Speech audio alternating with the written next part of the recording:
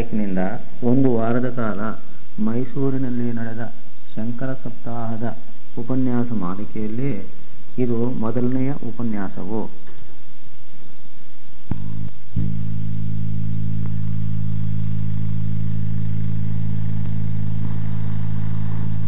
ಕ್ರಮಕ್ಕೂ ಒಂದು ಹೆಚ್ಚು ಕಡಿಮೆ ಆಯಿತು. ಬೆಂಗಳೂರಲ್ಲಿ ಅಧಿಕ ಮಾಸದಲ್ಲಿ ಪ್ರಾರಂಭವಾಯಿತು. ಆದ್ದರಿಂದ ಎರಡನೇದು ಅದಕ್ಕೆ ಇದು ಸಪ್ಲಿಮೆಂಟಾಗಿ ಬಂದಿದೆ. ಅಲ್ಲಿ ನಾನು ಮಾಡಿದ ಉಪದೇಶ ಮಾಲಿಕೆಯಲ್ಲಿ ಯುಕ್ತಿ ಪ್ರಧಾನವಾಗಿ ಹೆಚ್ಚಾಗಿ ಮಾತಾಡಿದ್ದೀನಿ. ಇಲ್ಲಿಯೂ ಅದನ್ನೇ ಮಾತಾಡ್ತೇನೆ. ಆದರೂ ವಾಕ್ಯಗಳನ್ನು ಹೇಳ್ತೇನೆ, ಇಷ್ಟೇ ವಿಶೇಷ. ಕೆಲವರಿಗೆ ಆ ವಾಕ್ಯಗಳು ಕೇಳದೇ ಇರಬಹುದು. ನೀವು ವಾಕ್ಯಗಳನ್ನು ಏನಷ್ಟು ಲಕ್ಷ್ಯಕ್ಕಿರಬೇಕಾದಿಲ್ಲ. ಆ ವಾಕ್ಯ ನಾನು ಹೇಳೋದ್ರ ಉದ್ದೇಶ ಅಲ್ಲಿ ಇದೇ ವಾಕ್ಯದಲ್ಲಿ ಅಂತ ಅಷ್ಟು ತಿಳಿಸೋದಕ್ಕೋಸ್ಕರ ಹೇಳ್ತೇನೆ. ಆ ವಾಕ್ಯ ಉಪನಿಷತ್ತು ವಾಕ್ಯದ ವಿಚಾರ ಇದೆಯಲ್ಲ, ಅದನ್ನು ತಿಳ್ಕೊಳ್ಳೋದಕ್ಕೆ ಮೊದಲು ನಾನು ಒಂದು ವಿಷಯ ಹೇಳಬೇಕಾಗಿದೆ. ಉಪನಿಷತ್ತುಗಳ ಕಾಲಕ್ಕೂ ಈಗಿನ ಕಾಲಕ್ಕೂ ಅತ್ಯಂತ ಹೆಚ್ಚಿನ ಆಗಿಬಿಟ್ಟಿದೆ. ಜನಗಳ ಸಮಾಜ ಇದೆಯಲ್ಲ ಸಂಪೂರ್ಣವಾಗಿ ಬದಲಾಯಿಸುತ್ತಿದೆ. ಉಪನಿಷತ್ತುಗಳಲ್ಲಿ ಪ್ರತಿಯೊಂದು ಕಡೆಗಳಲ್ಲಿ ಏನು ಬರೆದಿರ್ತಾರೆ ಅಂದರೆ, ಜನಗಳು ತಮ್ಮ ಆತ್ಮವನ್ನು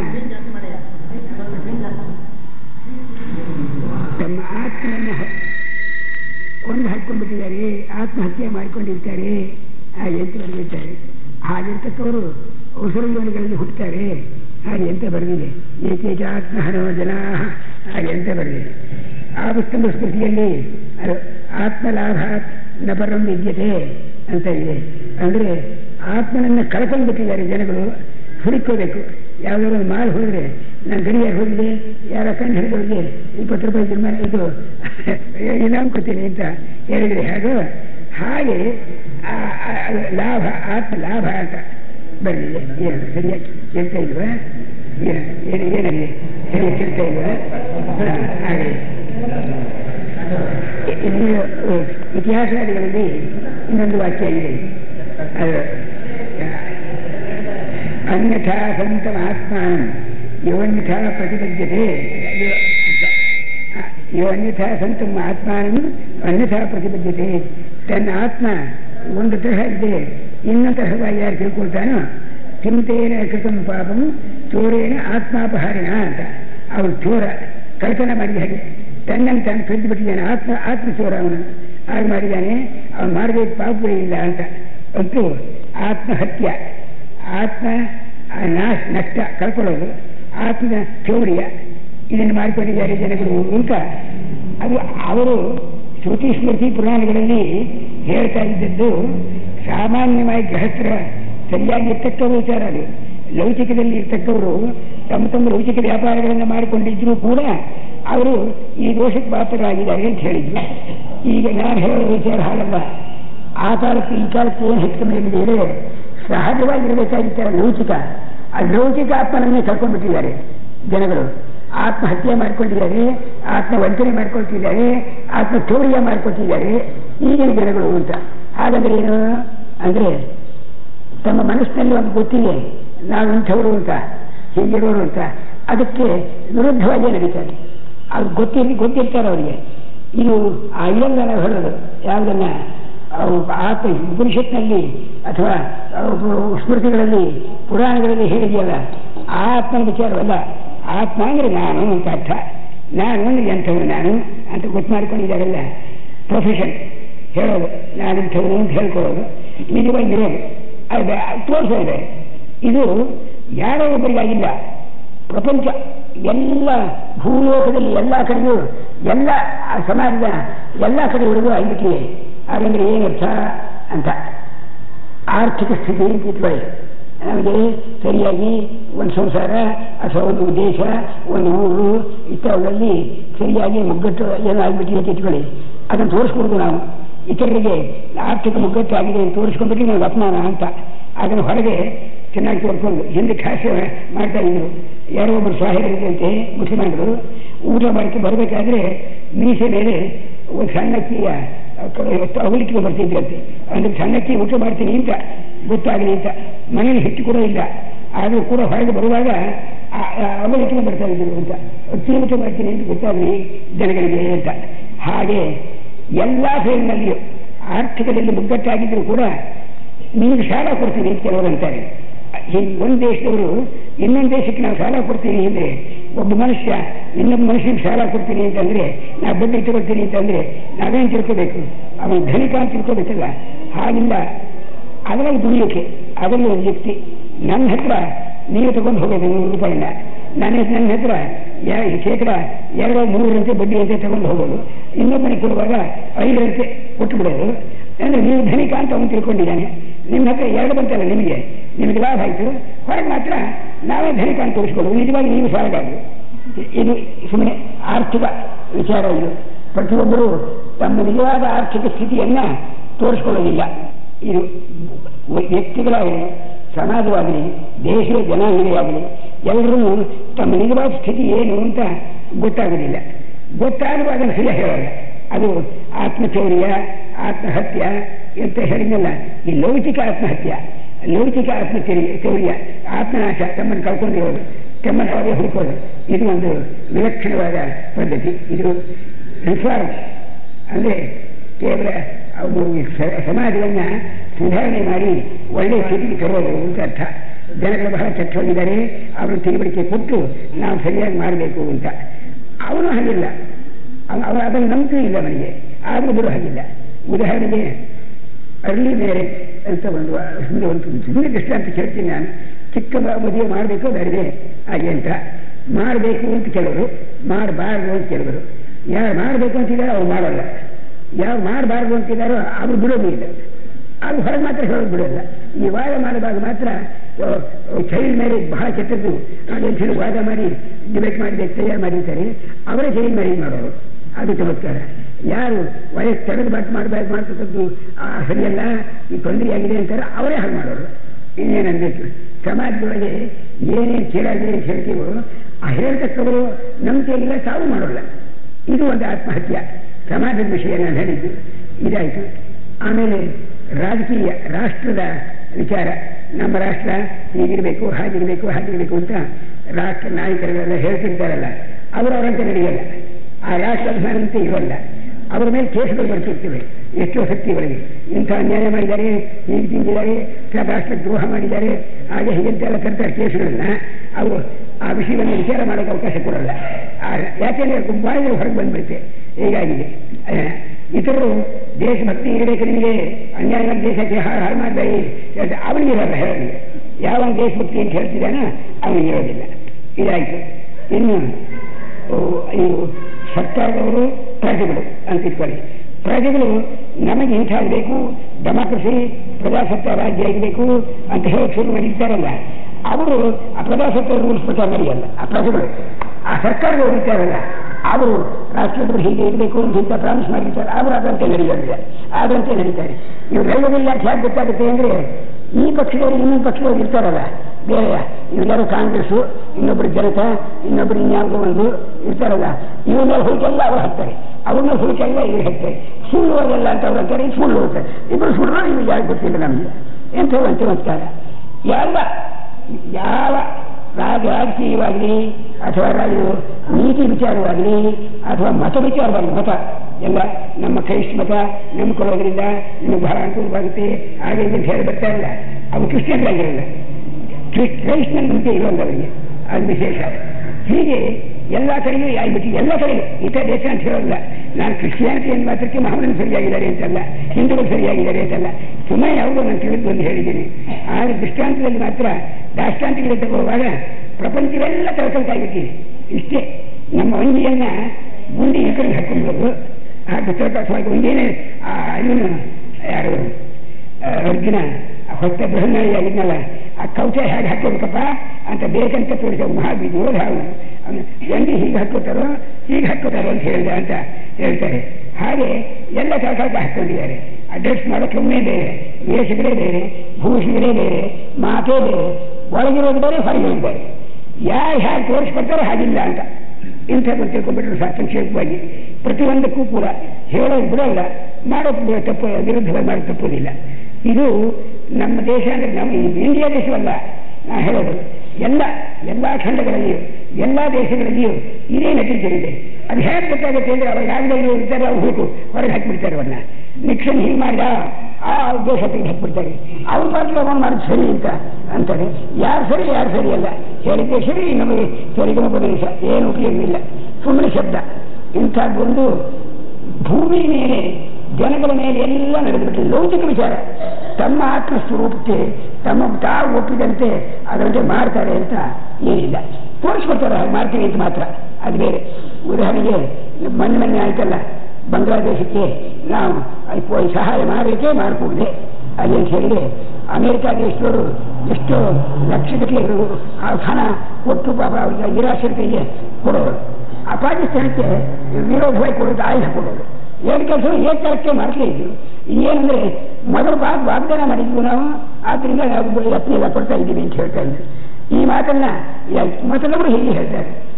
ಇದರಲ್ಲಿ ನಾನು ಬೇಕಂತ ಭೂಲೋಕದಲ್ಲಿರೋ ಸ್ಥಿತಿ ಅಂತ ಹೇಳಿದ್ರು ಕೂಡ ವಿಶೇಷವಾಗಿ ನಮ್ಮ ದೇಶ ಇದೆಯಲ್ಲ, ಎಲ್ಲ ಮತಗಳು ಹುಟ್ಟೋದಕ್ಕಿಂತ ಪೂರ್ವದಲ್ಲಿ ನಮ್ಮ ದೇಶದಲ್ಲಿ ಸನಾತನ ಧರ್ಮ ಇದ್ದದ್ದು. ಈ ವೈದಿಕ ಧರ್ಮ ಯಾವಾಗ ಹುಟ್ಟಿತು ಅಂತ ಯಾರು ಹೇಳೋಕ್ಕಾಗಲಿಲ್ಲ. ಓರಿಯಂಟ್ ಸ್ಕಾಲರ್ಸು ಈ ವೇದ ಇಂಥ ಕಾಲದಲ್ಲಿತ್ತು, ಉಪನಿಷತ್ತು ಇಂಥ ಕಾಲದಲ್ಲಿತ್ತು, ಬ್ರಾಹ್ಮಣ ಇಂಥ ಕಾಲದಲ್ಲಿತ್ತು ಅಂತ ಯಾವುದೋ ಕೆಲವು ಐತಿಹಾಸಿಕ ಗುರುತುಗಳ ಮೇಲೆ ಸಿಂಧೂ ನದಿ ಹತ್ರ ಇದ್ದಾಗ ಈ ಮಂತ್ರ ಹುಟ್ಟಿರಬೇಕು, ಈಗ ಬ್ರಹ್ಮಪುತ್ರ ಮಂತ್ರ ಹೀಗಾಗಿರ್ಬೇಕು ಅಂತ ಹೀಗೆಲ್ಲ ಕಂಡು ಹಿಡಿದಿದ್ದಾರೆ. ಅದೇನು ಅರ್ಥವಿಲ್ಲ. ಕಂಡು ಹಿಡಿದಾರಲ್ಲ ಅವರ ಉದ್ದಾಡ್ತಾರೆ, ಇವನ್ ಡೇಟ್ ತಪ್ಪು, ಅವನ ಡೇಟ್ ಸರಿ ಅಂತ ಹೀಗೆ ಹೇಳ್ತಾರೆ. ಯಾವ ಡೇಟು ಸರಿಯಲ್ಲ, ಅದನ್ನ ಸುಮ್ಮನೆ ಕಂಡಕ್ಟರ್ ಫರ್ಮೈಸ್ ಅವರು ಊಹೆ ಮಾಡೋರು, ಇವನು ಊಹೆ ನಾವು ಖಂಡನೆ ಮಾಡೋರು, ಅವನ ಊಹೆ ಇವನು ಖಂಡನೆ ಮಾಡೋರು, ಹೀಗಿದೆ. ಆದರೆ ವೇದ ಅತ್ಯಂತ ಹಿಂದಿನ ಕಾಲದ್ದು ಅಂತ ಅನ್ನೋ ವಿಷಯದಲ್ಲಿ ಎಲ್ಲರೂ ಒಗ್ಗಟ್ಟಾಗಿಬಿಟ್ಟಿದ್ದಾರೆ. ಇದು ಒಂದು ಖಂಡಿತ. ಆದರೆ ಆ ಕಾಲದಲ್ಲಿ ಇದ್ದಂಥ ಸ್ಥಿತಿಯನ್ನ ಆ ಕಾಲ ಅಂತ ಎಲ್ಲರೂ ಅವರು ಹೇಳೋರು. ಕಾಲವೇ ಇಲ್ಲ ವೇದಕ್ಕೆ ಅಂತ ನಮ್ಮವ್ರು ಹೇಳ್ತಕ್ಕಂಥದ್ದು. ಯಾವಾಗಲೂ ನಿತ್ಯವಾಗಿದೆ ವೇದ, ಹಾಗೆ ಇದೆ ಅಂತ ನಮ್ಮವ್ರು ಹೇಳ್ತಾರೆ. ಇವ್ರ ನಂಬಿಕೆ ಹೇಗಾದರೂ ಇಲ್ಲಿ ಆ ವೇದದಲ್ಲಿ ಇರ್ತಕ್ಕ ಸ್ಥಿತಿ ಹೇಗಿತ್ತು ಅಂತ ನಾವೇ ಹೇಳ್ತೇವೋ ಅದಂತೆ ನಾವು ನಡೆಯುತ್ತೆ ಇರಾಗಿಲ್ಲ. ನಮ್ಮ ದೇಶದವರಿಲ್ಲ. ಬ್ರಾಹ್ಮಣರು ಬ್ರಾಹ್ಮಣರಾಗಿಲ್ಲ, ಕ್ಷತ್ರಿಯರು ಕ್ಷತ್ರಿಯರಾಗಿಲ್ಲ, ವೈಶ್ಯರು ವೈಶ್ಯರಾಗಿಲ್ಲ, ಶೂದ್ರರಾಗಿಲ್ಲ, ಮತ್ತು ಸ್ತ್ರೀಯರಾಗಿಲ್ಲ, ಗಂಡಸರಾಗಿಲ್ಲ. ಉದ್ದಕ್ಕೆ ಹೇಳ್ತಾ ಹೋಗಿ ಇಂಥದ್ದು ಅಂಥದ್ದು ಅಂತಿಲ್ಲ. ಉಪಾಧ್ಯಾಯರು ಹುಡುಗರಿಗೆ ಹೀಗಿರಬೇಕು ಅಂತ ಹೇಳ್ತಾರೆ, ಅವ್ರು ಹಾಗಿರೋಲ್ಲ. ವಿದ್ಯಾರ್ಥಿಗಳು ಅವ್ರು ಮಾತ್ಕೊಳ್ಳಲ್ಲ, ಅವ್ರು ತಳ್ಕೊಳ್ತಾಗಿರ್ತಾರೆ. ಯಾರು ತಗೋಬೇಕು ಅಂತ ಏನು ಮಾಡಬೇಕಾಗಿಲ್ಲ, ಒಂದೇ ತಿಳ್ಕೋಬೇಕಿಲ್ಲ. ಅವರು ಎಲ್ಲ ಮೋಸಗಾರರು. ಇವ್ರನ್ನ ಅವರು ಮೋಸ ಮಾಡೋದು, ಇವ್ರನ್ನ ಮೋಸ ಮಾಡೋದು. ಜ್ಞಾನಪೀಠ ಪ್ರಣಯ ಅಂತ ಒಂದು ನಾಟಕ. ಆ ನಾಟಕ ಬರೆಯ ಕಾಲದಲ್ಲಿ ಅವನು ಬಹಳ ಚಮತ್ಕಾರವಾಗಿ ಬರೆದಿದ್ದಾನೆ. ಅವನು ಎಲ್ಲರೂ ವೇಷಗಾರನ್ನು ಬರೆದಿದ್ದಾನೆ. ಒಂದು ಸಮಯ ದೃಷ್ಟಾಂತ ಹೇಳ್ತೀನಿ. ವಿದ್ಯುತ್ ಇಸ್ವ ಅಂತ ಒಬ್ಬ, ಶೂರ್ಪಣಖಿ ಅಂತ ಒಬ್ಬಳು.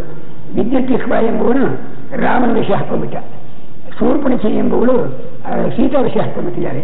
ಅವ್ರು ಏನು ಮಾಡಿದ್ರು, ದೂರಕ್ಕೆ ರಾಮ ಬರ್ತಾನೆ, ಈ ರಾಮನ ಎತ್ತಿ ಹಾಕಬೇಕು ಅಂತ ಆ ಶೂರ್ಪಣಖಿ ಅಂತಾರೆ. ಸೀತೆ ಬರ್ತಾ ಇದ್ದಾಳೆ, ಈ ಸೀತೆ ಎತ್ತಿ ಹಾಕಬೇಕು ಅಂತ ಇವನಂತಾನೆ, ಯಾರು ರಾಮನ ವೇಷ ಹಾಕಿರೋನು. ಇವನು ರಾಮ ಅಂತ ತಿಳ್ಕೊಂಡು ಅವ್ರು ಬಂದಿದ್ದಾರೆ, ಇವ್ರು ಸೀತೆ ತಿಳ್ಕೊಂಡು ಅವ್ರು ಬಂದಿದ್ದಾರೆ. ಇಬ್ರು ಬಂದರು.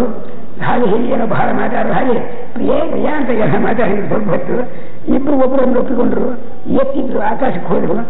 ನೋಡ್ತಾರೆ ವಿದ್ಯುತ್ ಶೂರ್ಪಣಖಿ ಇಷ್ಟೇ, ಸೀತೆ ಇಲ್ಲ, ರಾಮನೂ ಇಲ್ಲ.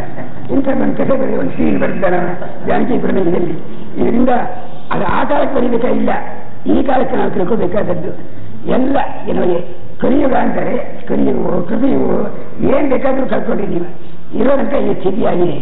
ಇದರಿಂದ ಏನಾದರೂ ಮಾಡಿ ಈ ವ್ಯವಸ್ಥೆ ಆಗೋದಕ್ಕೆ ಅವಕಾಶ ಇದೆಯೇ, ಇದಕ್ಕೇನಾದರೂ ಆಸೆ ಇದೆಯೇ ಅನ್ನೋ ವಿಚಾರ ಯಾರು ಮಾತುಕತೆ ಯುಕ್ತ ಹಾಗೆ ಅಂತ ಕೇಳಿದರೆ ನಮ್ಮ ದೇಶದವರು ಮಾಡೋ ಯುಕ್ತ. ಅತ್ಯಂತ ಪುರಾತನ ಕಾಲದವರು ಕೇವಲ ದುಡ್ಡು ದೂಪಗಳ ಇದೆ ಓದಿಲ್ಲದೆ ವಿದ್ಯೆಯನ್ನು ಸಂಪಾದನೆ ಮಾಡಿಕೊಂಡು ಜನಗಳಿಗೆ ಒಬ್ಬರಿಗೆ ಹೇಳ್ತಾ ಫೀಸ್ ಇಲ್ಲ, ಕಾಲೇಜ್ ಇಲ್ಲ, ಯೂನಿವರ್ಸಿಟಿ ಇಲ್ಲ, ಡಿಗ್ರಿ ಇಲ್ಲ, ಅದಕ್ಕೆ ಅಪಾಯಿಂಟ್ಮೆಂಟ್ ಇಲ್ಲ. ಇಂಥ ಕಾಲ ಆಗಿದ್ದಂಥ ಕಾಲದೊಳಗೆ ಅವರು ಕಂಡು ಹಿಡಿದಂಥ ವಿದ್ಯೆ ಇವತ್ತಿನವರೆಗೂ ಉಪನಿಷತ್ತಿನಲ್ಲಿದೆ. ಈಗ ನಾನು ತಗೊಂಡಿರೋದು ಉಪನಿಷತ್ತುಗಳಿಗೆ ಅರ್ಥವನ್ನು ಮಾಡೋದು ಹೇಗೆ ಅನ್ನೋ ವಿಚಾರ. ಈ ಶಕ್ತಿಗೆ ಉಪನಿಷತ್ ಅರ್ಥ ನಿರ್ಣಯ ಈ ಮಾಲಿಕೆಗೆ ಇಟ್ಕೊಂಡಿರೋದು. ನಿರ್ಣಯ ಮಾಡಿಕೊಂಡ್ರೆ ನಮಗೇನು ಉಪಯೋಗ ಬೀಳುತ್ತೆ ಏನು ಅಂದರೆ ಮುಂದಕ್ಕೆ ನಾನು ಹೇಳೋನಾಗಿದ್ದೀನಿ. ಅಲ್ಲಿ ವೇದಾಂತ ವಿಜ್ಞಾನ ಅಂತ ಒಂದು ಮಾಲಿಕೆ ಇಟ್ಟುಕೊಂಡಿದ್ದೆ ಬೆಂಗಳೂರೊಳಗೆ. ಅಲ್ಲಿ ವೇದಾಂತ ಅಂದರೆ ಉಪನಿಷತ್ತಿನಲ್ಲಿರೋ ವಿದ್ಯೆಗೆ ಹೆಸರು, ಎರಡೂ ಒಂದೇ. ಅಲ್ಲಿ ಕೇವಲ ಸ್ವತಂತ್ರವಾಗಿ ಬಹಳ ಮಾತಾಡ್ತಿದ್ವು. ಇನ್ನು ಉಪನಿಷತ್ತು ವಾಕ್ಯಗಳನ್ನು ತಗೊಂಡು ಹೇಳ್ತೀವಿ ಇಷ್ಟೇ. ಆ ವಾಕ್ಯನ ಮರೆತು ಬಿಡಿ, ನೀವು ಮತ್ತೇನೇ ಮಾಡಬೇಕಾಗಿಲ್ಲ. ಸುಮ್ಮನೆ ಒಂದು ವಾಕ್ಯ ಅಂತ ತಿಳ್ಕೊಂಬಿಡಿ.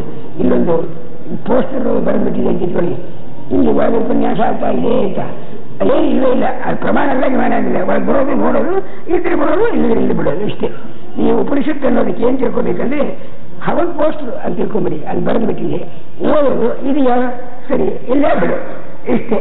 ಉಪನಿಷತ್ತನ್ನು ನೀವೀಗ ಹಳೇ ಭಾಷೆಯಾಗಿತ್ತು, ಹಳೇ ಭಾಷೆಯ ಹೊಸ ಭಾಷೆಯೋ ಅದೊಂದು ಗುರುತು ಮಾತು ಇಷ್ಟೇ ತಿಳ್ಕೊಂಬಿಡಿ.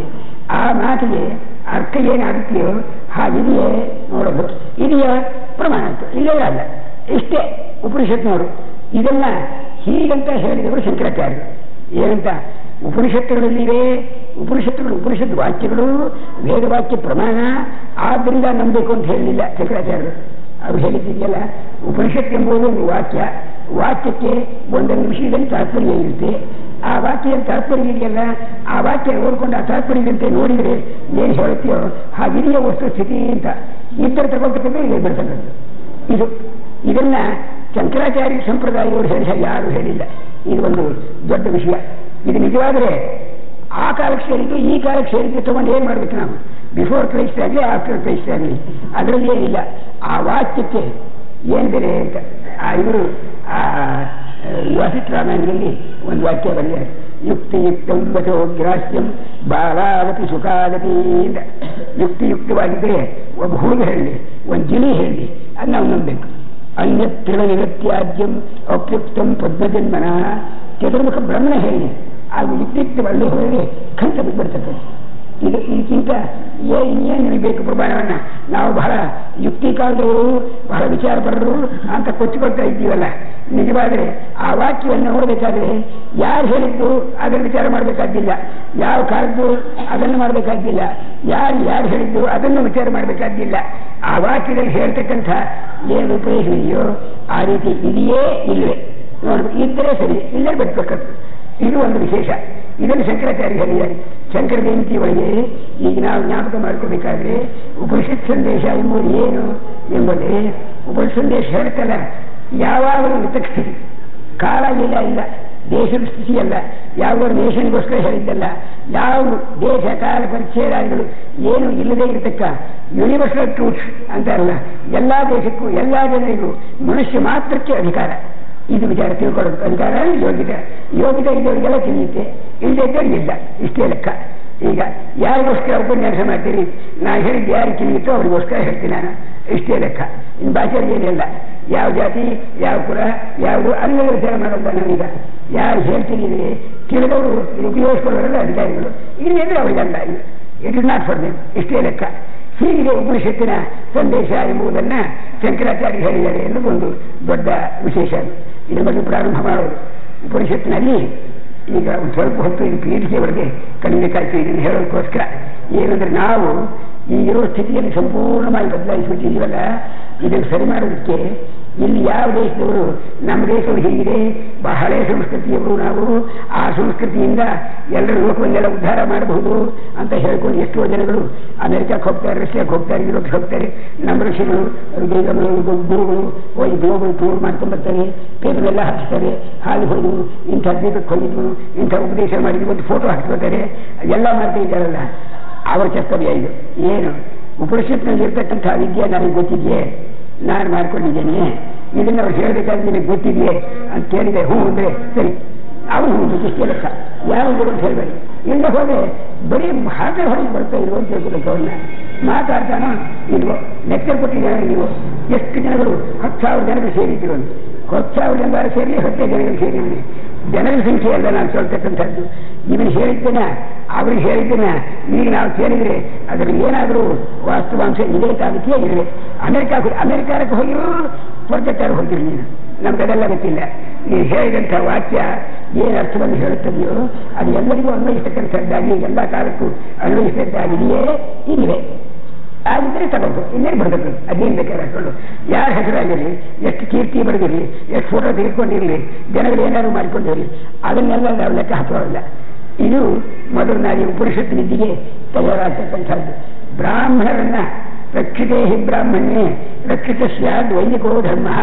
ಶಂಕರಾಚಾರ್ಯ ಒಂದು ವಾಕ್ಯ ಬರೆದಿದ್ದಾರೆ, ಗೀತೆಗಳನ್ನು ಬರೀಬೇಕಾಗಿದೆ. ತದಧೀನತ್ವಾದ್ ವರ್ಣಾಶ್ರಮ ಧರ್ಮಾಣ, ಬ್ರಾಹ್ಮಣ ಕ್ಷತ್ರಿಯ ವೈಶ್ಯ ಶೂದ್ರ ಅಂತ ಮಾತಾಡೋದುಂಟು. ಆದರೆ ಬ್ರಾಹ್ಮಣನು ಸರಿಯಾಗಿದ್ದರೆ ಬಾಕಿಯವರೆಲ್ಲ ಅದರಂತೆ ಇರ್ತಾರೆ. ಹಾಗೆ ಹೇಳಿದ್ರೆ ಬ್ರಾಹ್ಮಣ ಕೆಟ್ಟು ಹೋಗ್ಬಿಟ್ಟು ಬ್ರಾಹ್ಮಣ್ಯ ಕೆಟ್ಟು ಬಿಟ್ಟರೆ ಭಗವಂತ ಶ್ರೀಕೃಷ್ಣ ಅವತಾರ ಮಾಡಿದ. ಆ ಬ್ರಾಹ್ಮಣವನ್ನು ಕಾಪಾಡೋದಕ್ಕೋಸ್ಕರವಾಗಿ ಭೌಮಸ್ತಿ ಬ್ರಹ್ಮಣ ಹಾಗೆ ಅಂತ ಹೇಳಿ ಅದು ಬ್ರಹ್ಮದು ಪರಮಾತ್ಮ ಇದ್ದ ಹಾಗೆ ಅದನ್ನು ಕಾಪಾಡಬೇಕಾಯಿತು. ಅದಕ್ಕೋಸ್ಕರ ಅವತಾರ ಮಾಡಿದ. ಮೊದಲನೇ ಅವತಾರ ಬಂದಿದ್ದಾರೆ. ಹಾಗಿದ್ರೆ ಈಗ ಏನಾಗಿರಬೇಕು? ಲೋಕ ಕೆಟ್ಟಿದೆ ಅಂದರು. ನಮ್ಮ ಪ್ರಕಾರ ಏನರ್ಥ? ಬ್ರಾಹ್ಮಣ್ಯ ಕೆಟ್ಟಿದೆ ಅಂತ ಅರ್ಥ. ಬ್ರಾಹ್ಮಣ್ಯ ಹಾಳಾದರೆ ಲೋಕವೆಲ್ಲ ಹಾಳಾಗುತ್ತೆ. ಬ್ರಾಹ್ಮಣ್ಯ ಬದುಕಿದ್ರೆ ಲೋಕವೆಲ್ಲ ಸರಿಯಾಗಿರುತ್ತೆ. ಇಲ್ಲಿ ಯಾರನ್ನು ಬ್ರಾಹ್ಮಣರನ್ನು ಬೈಯೋದಕ್ಕಾಗಲಿ ಹೊಗಳೋದಕ್ಕಾಗಲಿ ಹೊರಟಿಲ್ಲ ನಾವು. ಇದು ಸನಾತನವಾದ ವಿಷಯ. ಬ್ರಾಹ್ಮಣ್ಯ ಅಂತ ಒಂದಿದೆ, ಅದು ಇದ್ರೆ ಅವ್ರನ್ನ ನೋಡಿ ಅವರು ಬದುಕ್ತಾರೆ, ಲೋಕೆಲ್ಲ ಬದುಕುತ್ತೆ. ಹಾಗಿದ್ರೆ ಹೊರಗೆ ಬ್ರಾಹ್ಮಣ್ಯ ಹೋಗುತ್ತೆ. ಇಷ್ಟೇ ಲೆಕ್ಕ. ಬ್ರಾಹ್ಮಣ್ಯ ಹೋಗುತ್ತೆ ಅಲ್ಲ, ಲೋಕ ಹೋಗುತ್ತೆ. ಅಂದ್ರೆ ಬ್ರಾಹ್ಮಣ್ಯ ಹೋಗಿದೆ. ಈಗ ಅದರಿಂದ ಲೋಕವೆಲ್ಲ ಹೋಗಿದೆ ಅಂತ ಆಯ್ತು. ಬ್ರಾಹ್ಮಣರಾಗಿದ್ದು ಯಾಕೋ ಇದು ಯಾರೋ ಆ ಬ್ರಾಹ್ಮಣರು ಚುಚ್ಚಿಕೊಟ್ಟಿರುವ ವಾಕ್ಯ ಇರಬಹುದು, ಇದನ್ನ ಯಾಕೆ ಹೇಳ್ತಾರೆ ಇವನು ಅಂತ ಹಾಗೆ ಹೋಗ್ಬೋದು. ಈಗ ವಿಷಯ ಬ್ರಾಹ್ಮಣ್ಯ ಎಂಬ ಶಬ್ದವನ್ನ ಯಾವ ವರ್ಷದಲ್ಲಿ ಉಪಯೋಗಿಸಿದ್ದೀವಿ ನಾವು? ಸಬ್ರಾಹ್ಮಣ.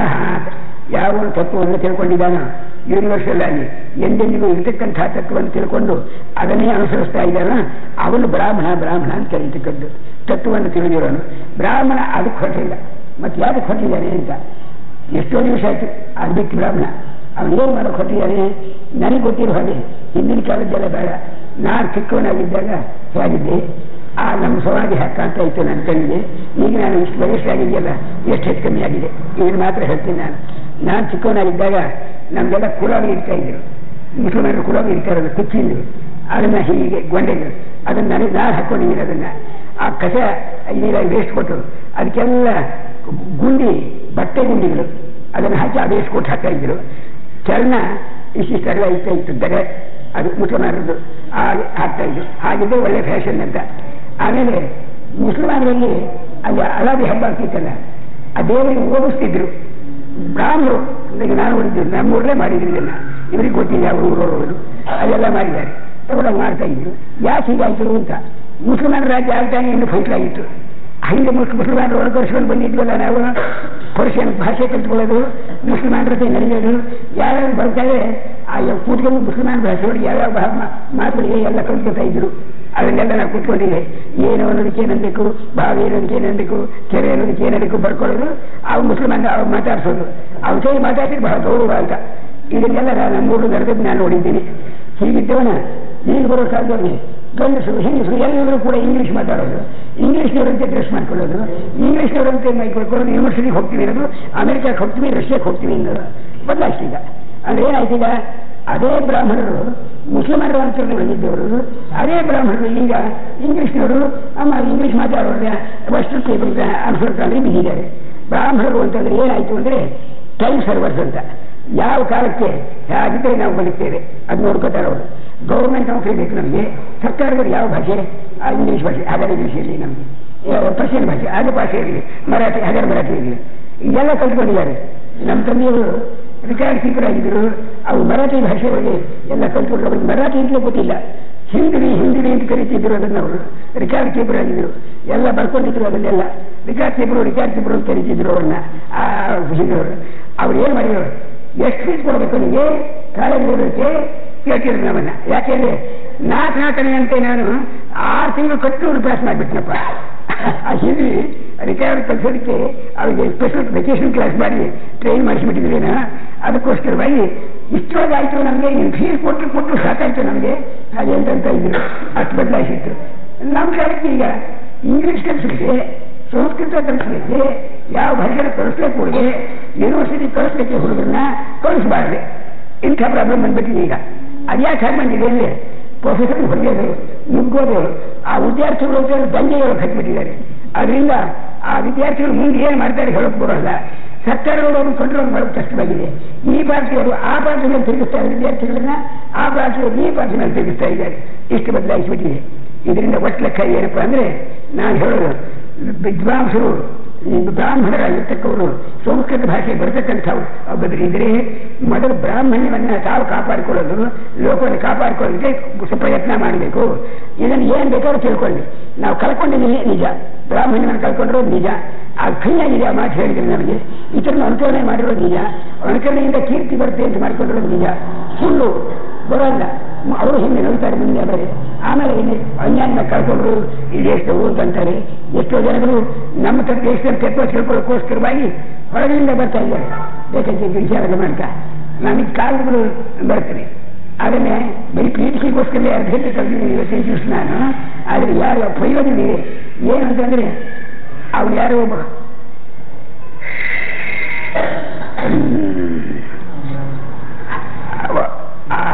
ಶಾಂತಿ ಸದನ ಅಂತ ಒಂದು ಲಂಡನ್ನೊಳಗೆ ಅವನಿಗೆ ಸಂಸ್ಥಾಪನೆ ಮಾಡಿದ್ದಾರೆ.